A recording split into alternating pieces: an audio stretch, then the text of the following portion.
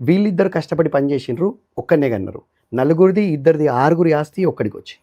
Oh.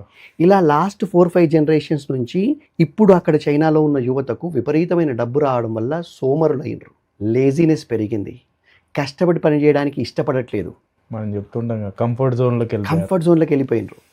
పని చేయాల్సిన అవసరం లేదు. చిన్న పిల్లలకే మెర్సిడెస్ బెంజులు, బిఎండబ్ల్యూలు. నాగర చైనాలో అమ్మాయి పేరు చాలా గమ్మత్తుంటుంది, చాలా క్యూట్ ఉంటుంది అమ్మాయి పేరు. వాళ్ళు చైనీస్ నేమ్ ఒకటి ఉంటుంది, ఇంగ్లీష్ నేమ్ ఒకటి పెట్టుకుంటారు. ఇంగ్లీష్ నేమ్ ఏమో సమ్ ఎలిజబెత్ అని పెట్టుకుంది, చైనీస్ నేమ్ సమ్ హ్యువాంగ్ సు అట్లా ఏదో ఉంది అమ్మాయి. మనకు పలకరాదు.